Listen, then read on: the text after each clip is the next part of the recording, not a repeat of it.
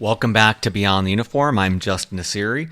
For new listeners, normally on Mondays and Thursdays, I meet with military veterans to learn about their civilian career, what they do, how they got there, and advice for other veterans seeking to do the same.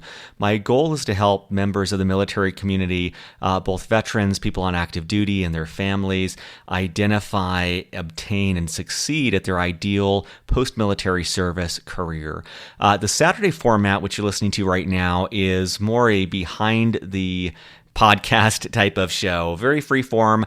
I use this space to share any updates for the community, as well as cover some professional items up front and then personal items at the back. And you can almost view this as office hours, if you remember that from college or whatever you did for education, just where it's no obligation, but if you want to show up and have some extra time, this is the space to do so. I am down to the wire. Normally, I record these a few days in advance. This will go out on Saturday, June 29th. I'm recording this Friday, June 28th, so I feel a little bit overwhelmed with a lot of items I'm looking at on my to-do list, but this is at the top of the list. I want to make sure I maintain the consistency.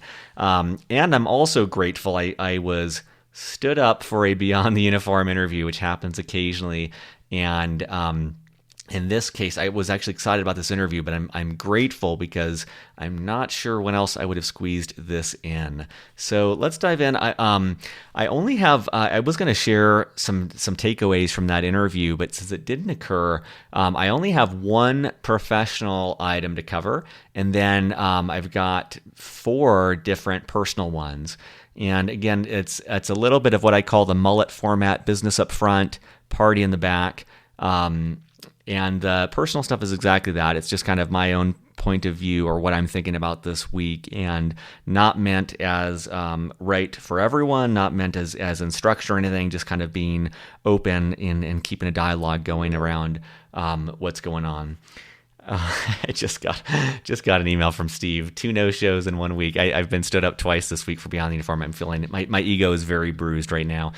So the professional item is just something that's come up with the Beyond the Uniform team. We keep on talking about swag. We want to get like a little team T-shirt or hat or something like that. I'm curious if that's something that's of interest to the community. As you know, if you've listened to the other Beyond the Uniform episodes, we did a survey. We kind of had a team meeting and decided we're only going to do stuff that the community wants, and we're not going to charge veterans. We're going to find ways to find non-military members to be able to afford to produce the podcast. So in line with that, we'll do the swag no matter what, just because the team, I want to send this to them. Right now, we've got a polo shirt that Steve's wife actually put together for him for Father's Day, and we could also put together like a T-shirt. If we offer this to the community, I intend to kind of be in line with our commitment, and that is we would do it at cost for members of the military and veterans, and I don't imagine there's a ton of non-veterans listening to this, but if there are, we might charge slightly more for them to try to support the production costs of the show. And as a reminder, it's an all-volunteer task force working on this effort with Beyond the Uniform. But I'm curious to hear from you if you would like some sort of swag, T-shirt, hat, I don't know, bobblehead. Let me know. I keep on dragging my feet on doing this. I wanted to get some feedback from the community before pulling the trigger. So any strong feelings about that, email me at justin@beyondtheuniform.org or submit a link on the website, or find me on LinkedIn. Let me know your thoughts. And you would be surprised. We don't hear from a lot of people, so your voice will be overweighted, which is a good thing.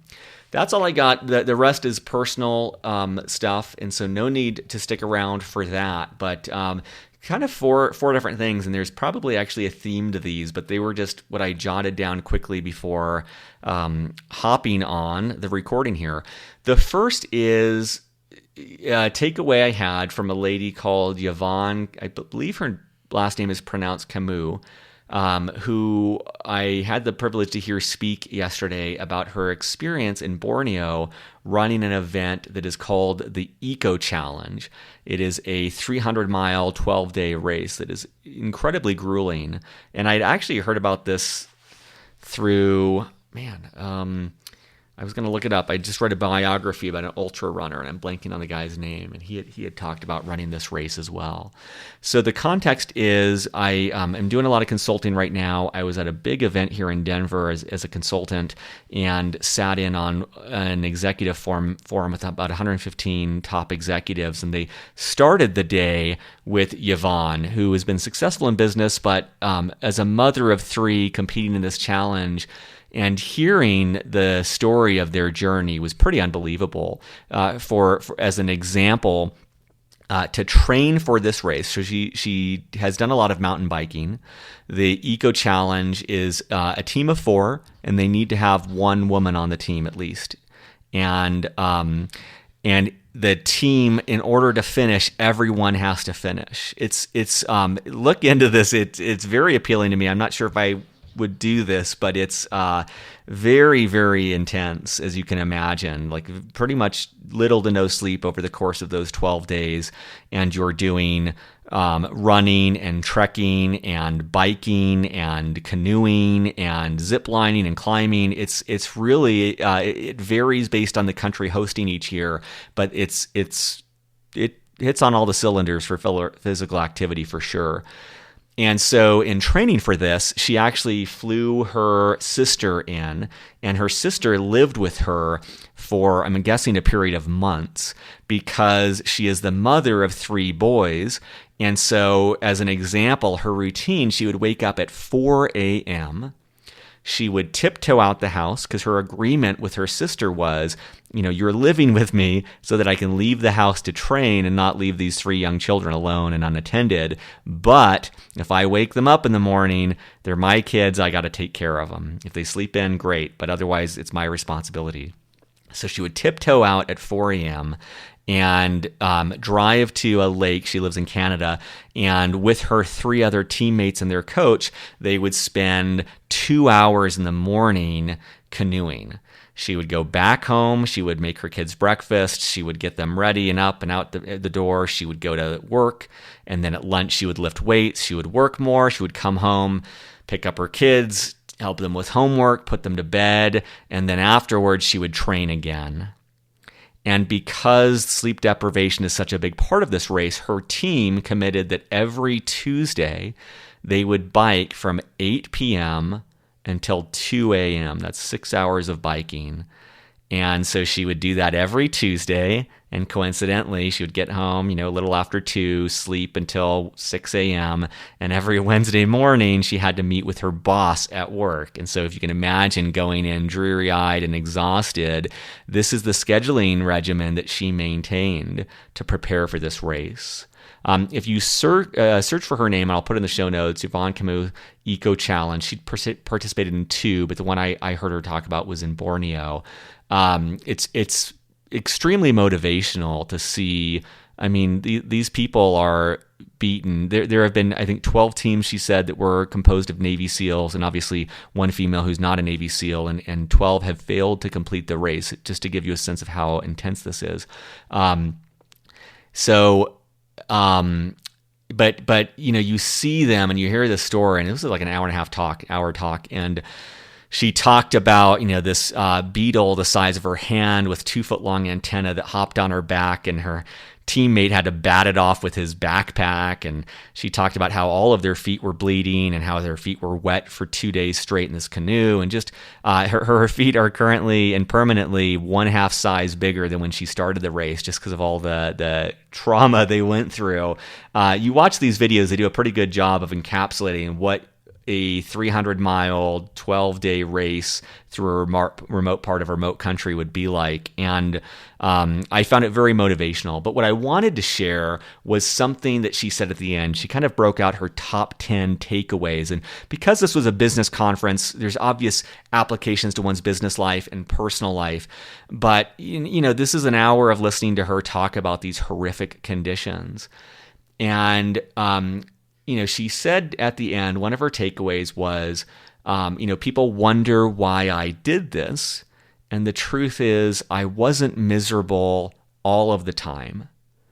Because in that same environment of being in the jungle at night, which is terrifying, and having this beetle hop on my back and having my feet bleeding, and she broke her wrist, and she had to climb through hundreds of feet of bat guano in rock climbing. Along with all of these extremely awful things, she was able to walk through the jungle surrounded by wild orangutans. She was able to see these flowers that were 3 feet long in diameter. She was able to see them and smell them. She was able to look up at trees over 400 feet tall. And so all of these unbelievable experiences. And what she said that stuck with me, and I wrote this down, she said, I experienced things that I would never be able to experience unless I was willing to go into an environment that most people think is too harsh to have any enjoyment. And obviously there's parallels here for personal and business life, but I think that's true. Like if you're willing to do what few people are willing to do, if you're able to do that, and I do think there's a major component here of just mindset. If you're able to go to environments that no one else is willing to go to, then you're also able to experience things that no one else is able to.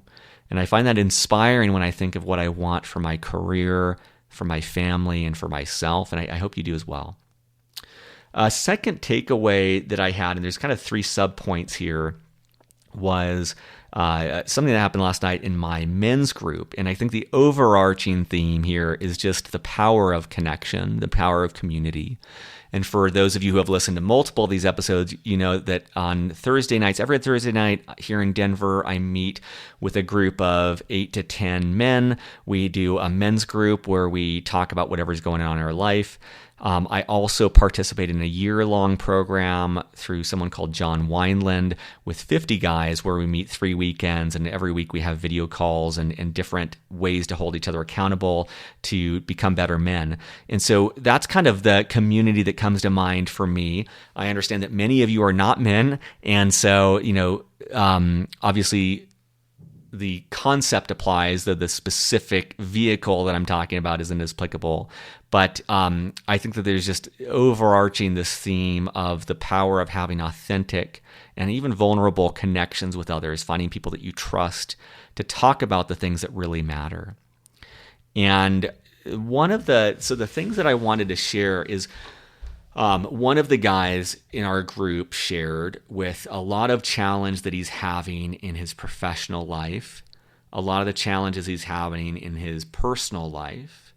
And then he went on to talk about just how upset he is about what is going on in our political scene and how much fear he has and how it's difficult for him to disengage from the news and Twitter. And he's just really constantly in this sense of fear. And it's a diverse group. This person was on one side, an extreme side of the political situation, and someone who was speaking up was on the exact opposite and equally extreme side of the political spectrum. And, it started to go into this thing around just people talking, as we often do, and arguing over politics. And in the group, we were able to slow down and you take a deep breath and drop, instead of, the way I look at this, instead of being in our heads, instead of intellectualizing this, instead of really focusing on opinions and who's right and who's wrong, in this container of this men's group, we were able to take a breath and drop down into our bodies, what we were feeling, what our emotions were around that.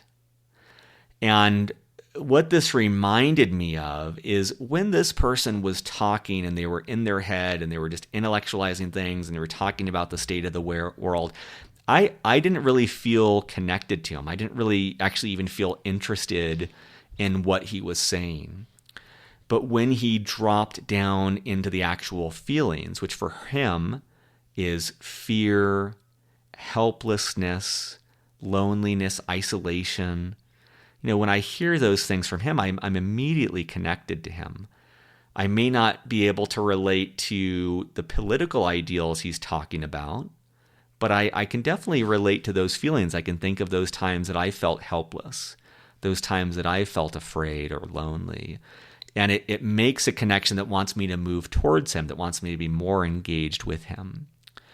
And to some or less extent of success, I think that all of the members of the group, regardless of their agreement with his political views, were able to connect with him. And the reason I think that's relevant is I think we operate, I do think my experience in the military was largely homogenous. Many people shared similar religious values, similar demographics, similar political orientations. But on the other side, it's much more diverse, and I really appreciate and value that diversity.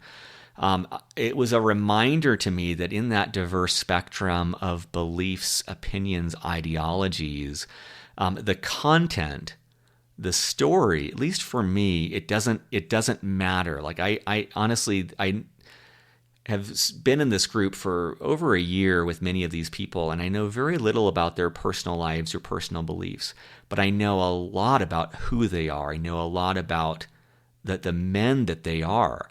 And I'm finding that, at least to me, is so much more valuable than the story and the content, where it seems like we spend most of our time living, right? Like we run into people, we talk about sports, we talk about movies and pop culture, we talk about politics.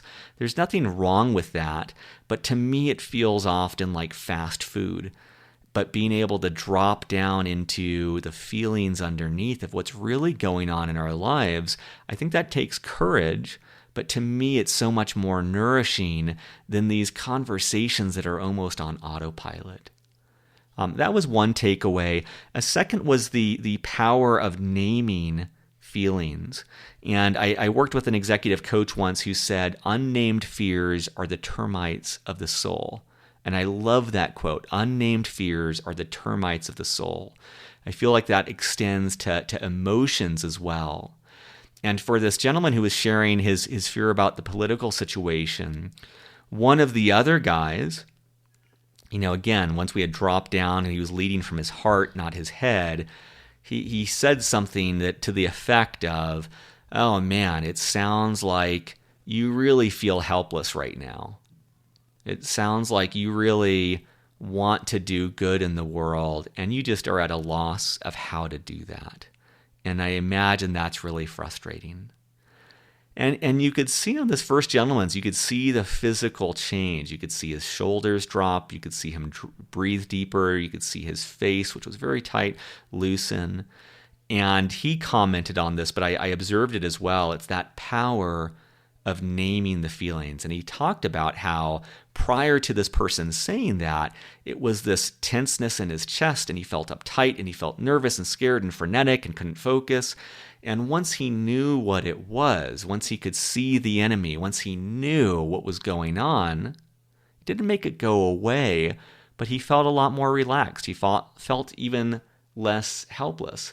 And so I wanted to share that whether that's through journaling, whether that's through talking to close friends or a significant other, or if you have a men's or women's group that you feel comfortable with. For many of you, that may be a church group, but it's those safe spaces in our life with people we trust. There's a real value, I think, to venting what's going on and having them maybe help identify the feelings driving that.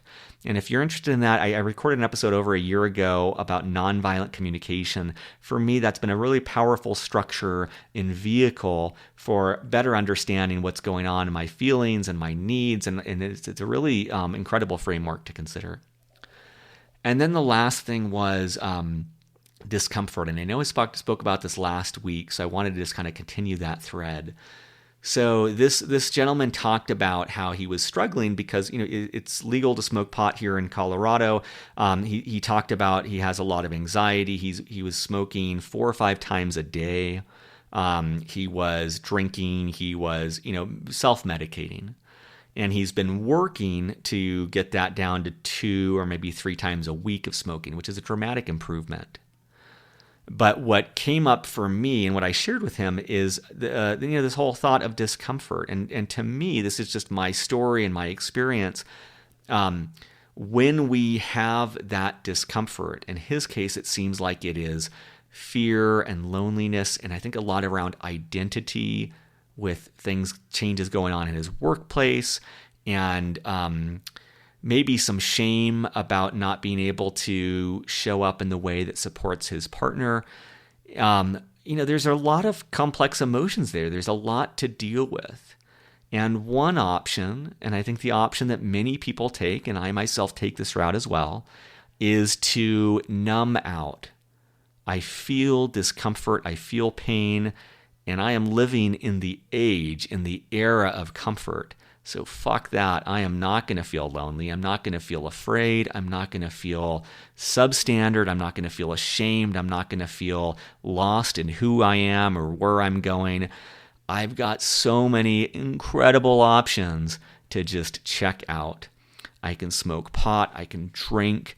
I can go to the movies. I can go on my phone. I can go on social media. I can look at pornography. I don't think there's anything wrong with any of these things. But I think the intention that we bring to them, the intention of escape or of ignoring the fundamental discomfort, that's the real danger zone. And so we talked about that. Man, are you going to check out? Or are you going to face these things that we've named now? We've helped you as a group identify these enemies. Do you have the courage to sit in the fire of facing these emotions? Of feeling them, really feeling them, man, this fucking sucks. This is loneliness. And can you be lonely? Can you be lonely without trying to escape? And for me, I found that these feelings really intensify when we try to suppress them or escape from them. And on the other hand, when we can face them, when we can feel them, they tend to at least dissipate. And I'm not trying to gloss this over or feeling like it just goes away or everything's happy. I just think that part of this human experience is ups and downs, and that to experience joy, you have to be willing to experience sorrow and sadness, and that loss is an inevitable part of our journey. And so I don't know if those three things will connect with you, and I realize there's a lot lost here in terms of the context for these, but I thought there were ones that really landed for me and I wanted to share. Man, the third one...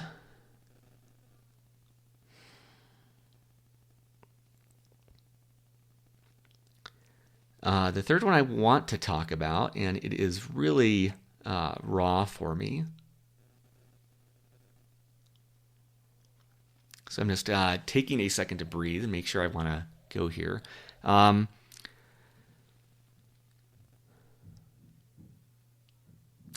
will. Let's dive in on this one. So.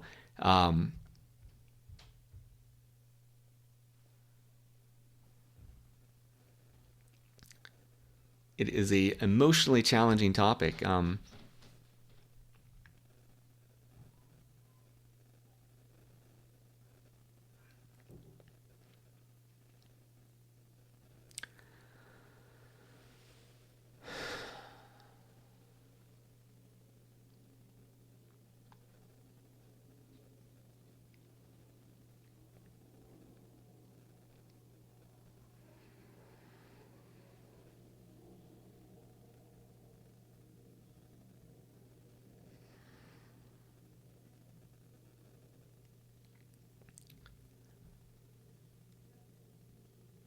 So there was a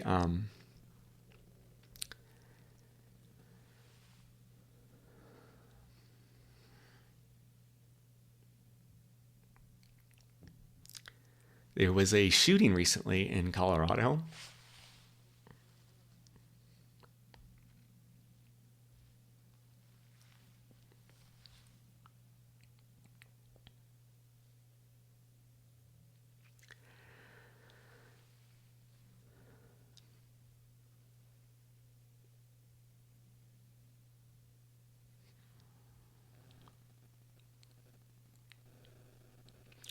And the sole casualty was a young man, Kendrick Castillo. And my apologies for getting emotional about this.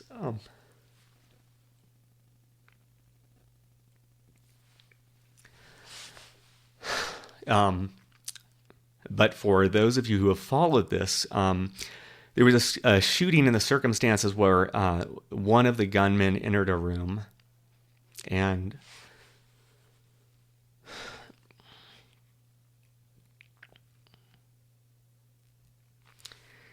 he told the people in the room, "Don't move." And this boy who really, to me, when I think of this concept of warrior, which is something I think about a lot right now, I have a 4-month-old.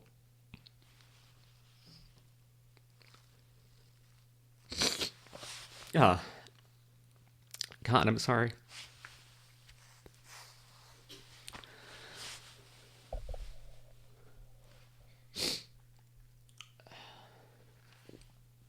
I have a 4-month-old son, and so I think about this concept of the warrior and the example I want to be for him of what a man could or should be. And so this boy, Kendrick, is not what you envision with a warrior. He's not like Dwayne Johnson or Schwarzenegger or anything like that. This kid, if you see a picture of him, he's a little pudgy. He is was part of the robotics club, and just a nerd. I can call him that as someone who views myself as a nerd as well. This kid just stood up and immediately tried to restrain the gunman. And from what I understand through his example, when he was the first to take action, others in the room followed, but in the process he was killed.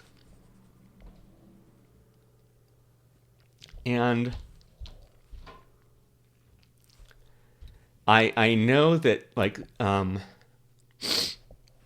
God, yeah, man, this really hits home. I know that many of you listening, you have trained for this. I was on submarines. I had basic firearm training, which is, if a bear was attacking you, like, take your chance with the bear. Don't have me take a shot. I know many of you have trained for situations like this, and I can only imagine the training that goes in to those of you who have experienced combat. And I imagine many listeners in that same scenario would respond the same way. And for myself, I really don't know. Like, I would hope so. I spend so much time in my head, I wonder how much I would think versus just act.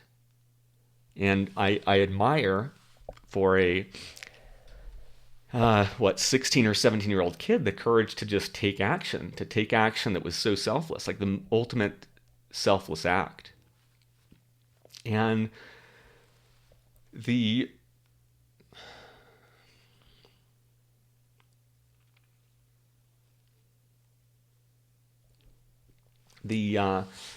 piece that I think about with this, and this is something I was talking through this week with the other men's group I'm a part of, is my relation to death.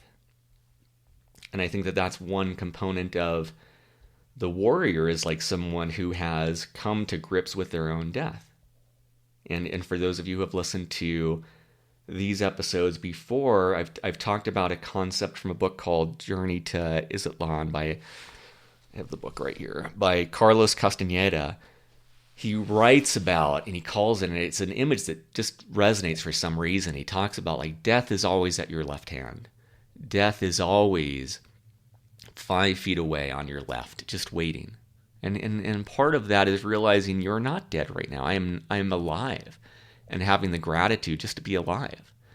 But I think for me, the other part is reconciling, like, there's no assurances, like, for all of us. And I realize that many listeners, maybe death is a foot away for you. Like, you live in circumstances that are honestly hard for me to get my head around. But I think the power or the opportunity in this perspective is the appreciation of each moment.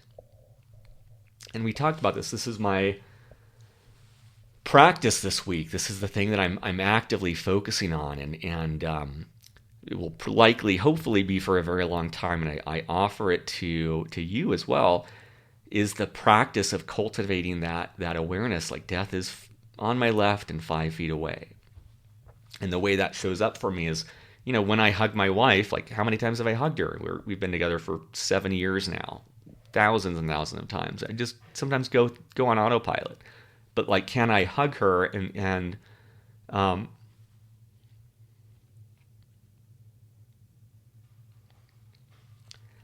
can I adopt that mentality that like this could be the last time that happens?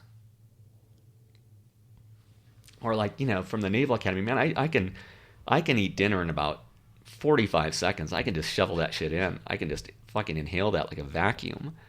And that's kind of like my autopilot. But I was thinking about this last night at dinner. I was grabbing dinner really quickly before going to this men's group. And it was like, man, can I just savor this? Like, who knows? Maybe this is the last food that I eat. Can I just enjoy that? Can I just appreciate that? And I've tried to apply that to everything. And it's obviously difficult, right? Like, fuck, there's no way to maintain that attitude all the time. But I'll tell you, like, I definitely value my conversations with people a lot more right now. I brought this to our group last night. It's like, man, we get together every 2 weeks. We've been doing this for over a year, many of us, and it's easy to get into routine, but like, try that out, man. Go to a group that you go to all the time and like look around and think, man, I may never see these people again. I could die, they could die. Like, we may never meet again together. And I think that makes everything more valuable. I'm not familiar with Stoicism. I know that Tim Ferriss talks about it a lot. I haven't listened to him in a long time, but he used to talk about it a lot, at least. And I know the Stoics had a practice of every day. I think in the morning, from what I understand, they would contemplate their own death, which I find difficult to get my head around. It's just like too theoretical for me. Like, yeah, I die. Like, it doesn't really hold a lot of value. But the practice of like viewing things as my last really does. It really hits home. And I think it's, I don't want to edit this out. I want to be able to have honest dialogues with you as a community. I feel like you deserve that. And obviously it's a little bit embarrassing being vulnerable like this. And I know that a lot of that's driven by having my son. I think it just really, for those of you who have kids, it really like makes all this much more real. And but I think that's like the value of all of this. A lot of these things that I talk about on the personal sides, it's like, man, and I know that you fathers and mothers out there, I know that you who have had a head start on me, you guys have been doing this already. It's like, we want to be better people for our children. Like, we want to be able to raise the bar. We want to be able to push them further ahead. And so this process of death, I think, it's my intention is to be able to show up in a different way where I'm more present with him and others, and also just appreciate more things. And one last thing that I'll say about this is another book I'm listening to. This is an audio book I'm doing right now. Let me log in really quickly and get the name of this in case any of you want to do it. So, Dr. Fleetmall wrote a book called Living with Radical Responsibility: Mindfulness-Based Tools for Creating a Life of Authenticity and Freedom.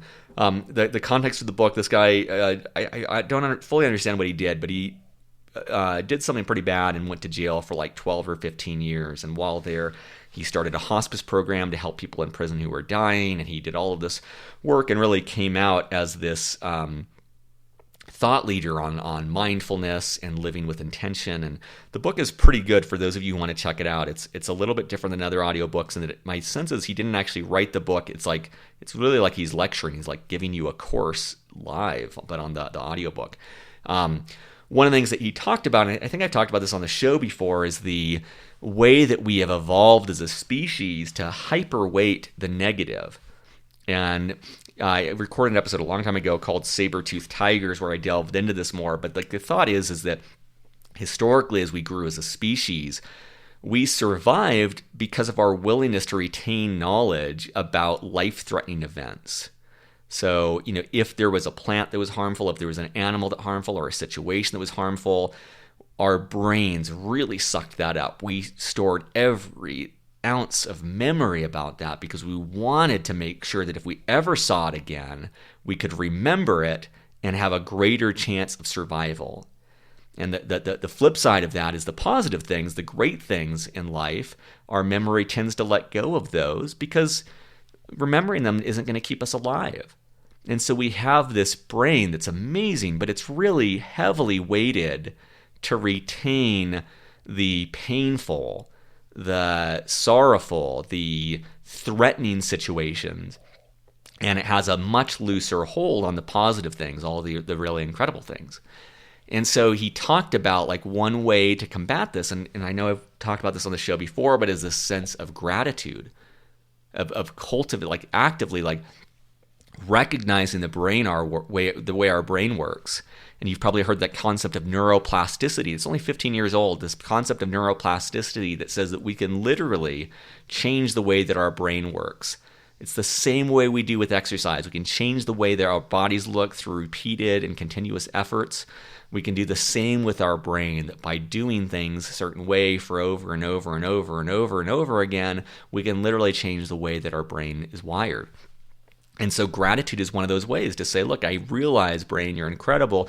You really can cause me to look things negatively. You can really cause me to overweight the negative. So I have to proactively counteract that with gratitudes. And some people, I know a lot of people keep a gratitude journal where every day they write down 5 different things they're grateful for. I have a accountability partner where literally every morning we text each other our intention for the day. We text each other one gratitude. It's something when I can't sleep at night, it's something I try to do is I just run through my day and I try to be as specific as possible about what I'm grateful for. So not just I'm grateful for my wife, but I'm grateful that my wife and I were able to chat for 5 minutes before going to bed about things that were real in our life, and I'm grateful I have someone who can support me and I can support her.